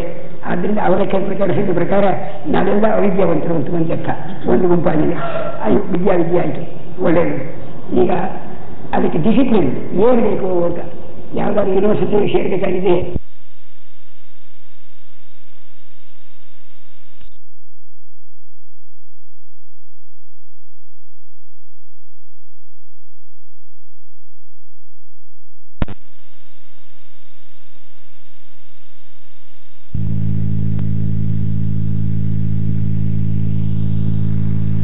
ಇರತಕ್ಕಂಥ ವಿದ್ಯೆ. ಅವಿದ್ಯೆ ಅಂದ್ರೆ ಆತ್ಮ ಅವಿದ್ಯೆ. ನಮಗೆ ಆತ್ಮನ ಅವಿದ್ಯೆ ಇಲ್ಲೇ ಇದೆಯೋ ಇಲ್ಲವೇ ಇಲ್ಲ. ಆತ್ಮವಿದ್ಯೆ ಬಂದವರಿಗೆ ಮಾತ್ರವೇ ಆತ್ಮ ಅವಿದ್ಯೆ ಇದೆ, ಬಾಕಿಯವರೆಲ್ಲ ಅವಿದ್ಯಾವಂತರೇ. ಆದ್ದರಿಂದ ಅವರ ಲೆಕ್ಕ ಪ್ರಕಾರ ಹೇಗೆ ಪ್ರಕಾರ ನಾವೆಲ್ಲ ಅವಿದ್ಯಾವಂತರು ಅಂತ ಲೆಕ್ಕ ಒಂದು ಗುಂಪಾಗಿದೆ. ಅದು ವಿದ್ಯೆ ಅಂತ ಒಳ್ಳೆಯದು. ಈಗ ಅದಕ್ಕೆ ಡಿಸಿಪ್ಲಿನ್ ಏನು ಬೇಕು ಅಂತ, ಯಾವ್ದಾದ್ರು ಯೂನಿವರ್ಸಿಟಿ ಒಳಗೆ ಸೇರಬೇಕಾಗಿದೆ, ಎಲ್ಲಿ ಪಾಸ್ ಮಾಡಿದ್ಯಾ, ಏನು ಹೈಸ್ಕೂಲ್ ಒಳಗೆ ಸರ್ಟಿಫಿಕೇಟ್ ಬಂದಿದೆಯಾ, ನೀವು ಸರ್ಟಿಫಿಕೇಟ್ ತಂದಿದೆಯೋ, ಈಗೆಲ್ಲ ನಾವು ಕೇಳ್ತೀವಲ್ವೇ, ಅವ್ರು ಇಂಥ ಕ್ಲಾಸ್ ಮಾಡಿದ್ದೀನಿ, SSLC ಮಾಡಿದ್ದೀನಿ, ಪ್ರೀವಿಯಸ್ ಬ್ಯಾಕ್ ಪಾಸ್ ಮಾಡಿದ್ದೀನಿ ಅಂದರೆ ನಾವು ತಗೊಳ್ತೀವಿ. ಇದೇ ತಗೊಳ್ಳೋದಿಲ್ಲ ಗ್ರಾಜುಯೇಟ್ ಕ್ಲಾಸ್ಗೆ. ಅದು ತಗೊಳ್ಳೋ ಹಾಗೆ ಏನೇನು ಬೇಕು ಅಂತ ಕೇಳ್ತಾರೆ ಅಂತ ಆಶ್ಚರ್ಯ ಆಗುತ್ತೆ ನಮಗೆ ವಿಚಾರ. ಹೇಗೆ ವಿದ್ಯಾ ಎಂಬುವುದು ನಾವು ತಿಳ್ಕೊಟ್ರೆ ವಿದ್ಯೆ ಅಲ್ವೋ, ಅದ್ರ ಜೊತೆಗೆ ಏನು ಬಂದರೆ ಈ ವಿದ್ಯೆ ತಿಳಿಯುತ್ತೆ ಅಂತ. ಇವರೇನು ಬಂದ್ರೆ ಹಿಸ್ಟ್ರಿ ಬರ್ತೀಯಾ, ಜಾಗ್ರಫಿ ಬರ್ತೀಯಾ, ಲೆಕ್ಕ ಬರ್ತೀಯಾ, ಇದು ಮಾಡೋಕೆ ಬರ್ತೀಯಾ ಅಂತ ಕೇಳ್ತಾರೆ ಇವರೀಗ. ಎಷ್ಟು ತಿಳ್ಕೊಂಡಿದ್ಯಾ, ಏನು ಕತೆ, ಡೆಸ್ಮೆಸ್ಟ್ ತಿಳಿಯುತ್ಯಾ, ಬೈನಾಮಿಕ್ ಥಿಯರಮ್ ಬರ್ತಾ, ಎಕ್ಸೆಟ್ರಾ ಹೀಗೆಲ್ಲ ಕೇಳ್ತಿದ್ದಾರೆ. ಅದೊಂದು ಕೇಳ್ತಾ ಇಲ್ಲ ಅವರು. ಆಶ್ಚರ್ಯ ಆಗುತ್ತೆ. ಏನು ಕೇಳ್ತಾರೆ, ಏನು ಬೇಕು, ಸತ್ಯ ಹೇಳೋಕ್ಕೆ ಬರ್ತೀಯೇ ಅಲ್ಲ, ಧರ್ಮದಂತೆ ನಡೀಲಿಕ್ಕೆ ಬರ್ತೀಯೇ, ನ್ಯಾಯದಲ್ಲಿ ನಡೀಲಿಕ್ಕೆ ಬರ್ತೀಯೇ, ಕ್ಯಾರೆಕ್ಟರ್ ವಿಚಾರ. ನಾವಿರತೋ ದುಶ್ಚರಿತ, ಹಾಗೆ ಯಾರು ಕೆಟ್ಟ ಚಾಳಿ ಬಿಟ್ಟಿಲ್ವೋ ಅವ್ರಿಗೆ ತಿಳಿಯಲ್ಲ, ಕೆಟ್ಟ ಬ್ಯಾಡ್ ಕ್ಯಾರೆಕ್ಟರ್ ಇದ್ರೆ ತಿಳಿಯಲ್ಲ. ಇಂಥದ್ದೆಲ್ಲ ತಿಳ್ಕೊಂಡಿದ್ದಾರೆ. ಬೈನನಿಗೆ ತೀರು ಎಲ್ಲ ಗೊತ್ತಿದೆ, ಆ ಕೊಯಿಫಿಷಿಯಂಟ್ ಇದ್ರ ವಿಚಾರ ಓದಿ ಅದೆಲ್ಲ ಗೊತ್ತಿದೆ ನಮಗೆ. ಕ್ಯಾರೆಕ್ಟರ್ ನಿಮ್ಗೆ ಸರಿಯಾಗಿ ನಿಜ ಇಲ್ವೋ ಅದು ನೋಡ್ಕೊಬೇಕಿದೆ, ತಿಳಿಯೋದೇ ನಿಮಗೆ. ನೀವು ಸೇರಿಸ್ತಿದ್ರೆ ಅಟ್ಲೇ ಹೋಗ್ತದೆ, ಹಾಗೆ ಹೋಗು. ನಮ್ಮ ಅದು ನಾ ಸೇರಿಸೋದಲ್ಲ, ಅದು ನೀನೇ ಸೇರಿಸ್ಕೊಳಕ್ಕಾಗಲ್ಲ. ನೀನು ನಿನ್ನನ್ನ ಆತ್ಮನಿದ್ದಿಗೆ ಆಯಾ ಎಲಿಜಿಬಲ್ ಅಂತ ತಿಳ್ಕೋಬೇಕಾಗಿದೆ. ನನ್ನ ನಡಕು ಹೇಗಿದೆ ಅಂತ ನಾನು ನೋಡ್ಕೋಬೇಕು. ಕೆಟ್ಟಾಗ್ಬಿಟ್ಟು ನಾ ಶಾಂತೋ ರಾಸವಾಯಿತ, ಯಾವ ಮನಸ್ಸು ಶಾಂತವಾಗಿಲ್ವೋ, ಯಾವ ಸಮಾಧಾನ ಚಿತ್ತನಾಗಿಲ್ವೋ, ಹೀಗೆ ಪ್ರಜ್ಞಾನಿ ಅವ್ರಿಗೆ ಪ್ರಜ್ಞಾನ ಬರೋಲ್ಲ. ಉದಾಹರಣೆಗೆ ಅಂತಂದು ಒಂದಿಷ್ಟೇ. ಹೀಗೆ ಸತ್ಯೇರಲಭ್ಯ ತಪಸಾರಭ್ಯ ಇತ್ಯಾದಿಗಳು.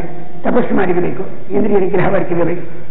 ಈ ಯಂತ್ರೋತ್ಸವ ಇದೆಲ್ಲ ಒಂದು ಸತಿ ಪೂರ್ವಕಾಲಕ್ಕೆ ನಾನು ಇದ್ದಾಗ ಒಬ್ಬ ಇನ್ಸ್ಪೆಕ್ಟ್ರು, ಅವನು ಮಿನಿಸ್ಟರ್ ಆಗಿದ್ದ, ಅವನು ಇನ್ಸ್ಪೆಕ್ಟರ್ ಆಗಿದ್ದ, ಅವನ ಮೇಲೆ ಒಂದು ರಿಪೋರ್ಟ್ ಮಾಡಿಬಿಟ್ರು. ಇವನ ಕ್ಯಾರೆಕ್ಟರ್ ಚೆನ್ನಾಗಿರಲಿಲ್ಲ ಹಾಗೆ ಅಂತ ಹೇಳಿ ಅದು ಗೌರ್ಮೆಂಟಿಗೆ ಬರೆದು ಹಾಕ್ಬಿಟ್ರು.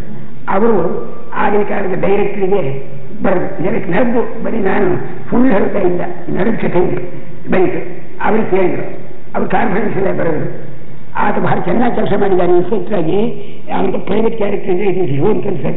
ನಮ್ಗೇನು ಮಾಡಬೇಕು, ಅವನ ಕ್ಯಾರೆಕ್ಟರ್ ತಗೊಂಡು ಅವ್ರು ಯಾವಾಗ ಇನ್ಸ್ಪೆಕ್ಟರ್ ಆಗಿ ಏನೇನು ಮಾಡಬೇಕು, ಸ್ಕೂಲ್ಗಳನ್ನೆಲ್ಲ ನೋಡೋದು, ತುಂಬ ನೋಡೋದು ಎಲ್ಲ ಮಾಡಿದ್ದಾರೆ. ನ್ಯಾಯವಾಗಿ ಐ ರೆಕಮೆಂಡ್ ಸರ್ವಿಸ್ ಎಲ್ಲ ಇರಬೇಕು ಅಂತ ಹೇಳಿ ಬರೆದು ಹಾಕ್ಬಿಟ್ಟು. ಅಂದರೆ ವಿದ್ಯಾಭ್ಯಾಸ ಇಲಾಖೆ ನೀತಿ ಬೇಡ ಅಂತ ಆಯಿತು. ಡೈರೆಕ್ಟರ್ ಬರೆದಿದ್ದು ಒಬ್ಬರು, ಯಾರು ಬೇಕಾದ್ರೆ ಹೇಳಿ, ನಾನು ಹೆಸರಲ್ಲ ಈಗ ವಿಷಯ. ಆತರ ಮೇಲೆ ರಿಪೋರ್ಟ್ ಬಂದಿದ್ದಕ್ಕೆ ಈ ಉತ್ತರ ಬರೋದಿಲ್ಲ ಇವರು. ಅಂದರೆ ವಿದ್ಯಾ ಅಂದರೆ ದುರ್ವಿದ್ಯಕ್ಕೆ ವಿದ್ಯೆ ಅಂತ ಹೇಳಿದ್ರು. ಒಳ್ಳೆಕ ಕಳ್ತನ ಬರ್ಕೊಂಡು ತಿಳ್ಕೊಳ್ಳಿ, ಜಾಣಕರದಿಂದ ಕಳ್ತನ ಮಾಡಿದ್ದಾರೆ, ಆದ್ದರಿಂದ ನೀವು ಸರ್ಟಿಫಿಕೇಟ್ ಕೊಡಬೇಕು ಹಾಗೆ ಅಂತ ಹೇಳಿಬಿಟ್ರೆ ಯಾರಿಗೆ ಕಳ್ತನ ಒಂದು ಕರೆ ಅಲ್ವೇನು, ಯಾರಿಗೆ ಸಿಕ್ಕೊಂಡು ಹಾಗೆ ಪೊಲೀಸ್ನವ್ರಿಗೆಲ್ಲ ಜಾಡ್ಜ್ ಮಾಡಿ ಕಳ್ತನ ಮಾಡಿದ್ದಾರೆ, ಅವ್ರಿಗೆ ಯಾಕೆ ಸರ್ಟಿಫಿಕೇಟ್ ಕೊಡಬಾರ್ದು? ಈ ವಿಚಾರ ಬಂದಿರುತ್ತೆ ನಮಗೆ. ಇಂಥವಂತ ಕಾರ್ಯ ಉದ್ದಕ್ಕೆ ಒಟ್ಟು ವಾಕ್ಯಗಳು ಬರ್ಕೊಂಡಿದ್ದೆ, ಇವತ್ತು ಹೇಳಿದ್ದೆ ನಾನು ಅಷ್ಟೇ. ಈಗ ಅವನಿಗೆ ಸಾಧನೆಗಳು ಏನೇನು ಬೇಕು ಅಂತ ಯಾವ ವಿಷಯ ತಗೊಳ್ಳಿ, ಏನ್ ಬೇಕು ಅಂದರೆ ಹೀಗಿರಬೇಕು ಹೀಗಿರಬೇಕು ಹೀಗಿರಬೇಕು ಅಂತ ಬರೆದಿರ್ತಾರೆ. ಆ ಬರೆದಿದ್ರೆ ಅವನ ಒಳಗೆ ಪ್ರತ್ಯೇಕನಾಗಿರಬೇಕು, ಆತ್ಮಶಾಂತನಾಗಿರಬೇಕು, ದಾಂತರಾಗಿರಬೇಕು, ತುಪುರತರಾಗಿರಬೇಕು, ತಿತಿಕ್ಷ ಆಗಿರಬೇಕು, ಹೀಗೆ ಬರೀತಿದ್ದಾರೆ. ಹೊತ್ತಾಗಿ ಅವನಿಗೆ ಇಂಟಿಗ್ರಲ್ ಕ್ಯಾಲ್ಕುಲೇಷನ್ ಬರಬೇಕು, ಡಿಫರೆನ್ಷಿಯಲ್ ಕ್ಯಾಲ್ಕುಲೇಷನ್ ಬರಬೇಕು, ಬರೀದೇ ಇಲ್ಲ. ಆ ವಿಚಾರವೇ ಇಲ್ಲ. ಆ ಲರ್ನಿಂಗ್ ಬೇರೆ, ಈ ವಿಚಾರವೇ ಬೇರೆ.